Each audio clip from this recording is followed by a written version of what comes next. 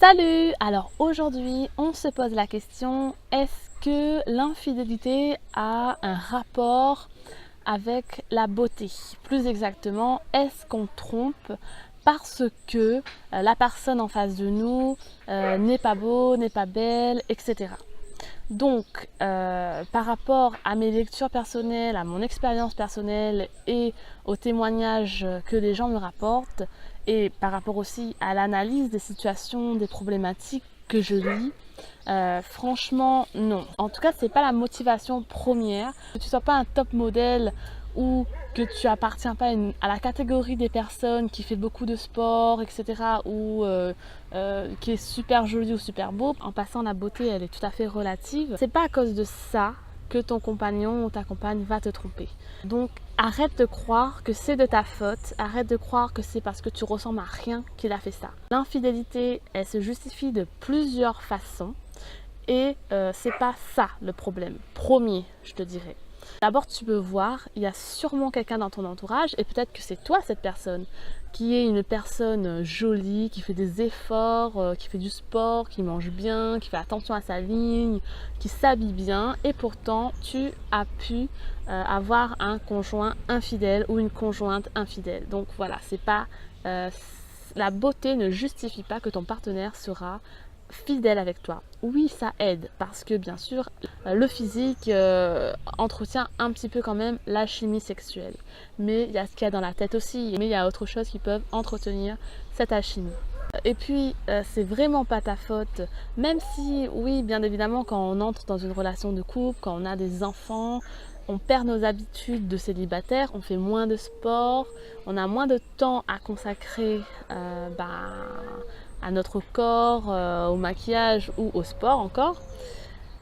Et forcément, on prend du poids, forcément, on change. Mais si vraiment c'était ça le problème, si vraiment ton partenaire voulait retrouver physiquement la personne que tu étais avant, pourquoi il ne te l'a pas demandé? Pourquoi il ne t'a pas fait comprendre ça?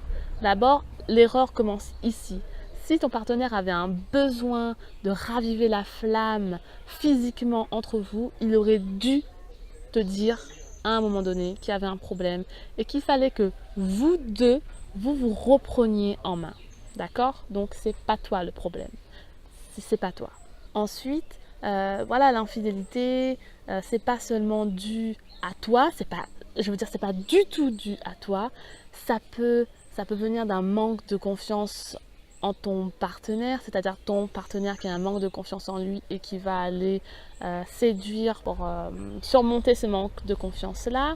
L'infidélité se justifie aussi par un manque d'épanouissement personnel dans sa propre vie, c'est-à-dire que peut-être que ton mari ou ta femme n'est pas heureuse dans sa vie en général et non pas seulement dans ton couple, c'est-à-dire dans son travail, il ne s'épanouit pas, etc. Il n'a pas trouvé la motivation, le sens réel de sa vie ou ce qui le fait vraiment kiffer la vie, il ne l'a pas trouvé, donc au fond de lui, il est malheureux. Et pour surmonter cette détresse-là, il va aller chercher l'adrénaline dans une relation adultère, etc. Ensuite, bon, les causes de l'infidélité, ça peut être aussi parce que ton partenaire recherche de nouvelles sensations.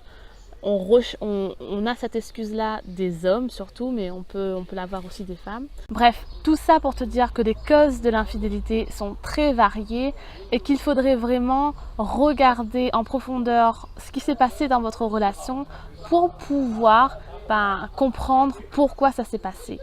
Mais encore une fois, arrête de croire que c'est ton physique le problème. Après, le truc c'est que tu peux perdre de l'estime de toi après une infidélité, tu es dévasté, tu es détruit, tu crois que c'est ton corps le problème et voilà, tu vas vouloir peut-être prendre soin de toi, etc. Oui, tu as raison de vouloir prendre soin de toi. D'abord pour toi, parce que ça va t'aider à te reconstruire.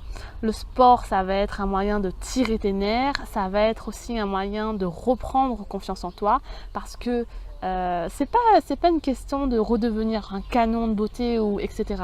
Mais c'est vrai que quand tu vas refaire du sport, tu vas retrouver confiance en toi, le regard que tu auras de toi va changer et le regard que les autres auront de toi va changer et donc ça va quelque part t'aider dans ta reconstruction, dans ton épanouissement.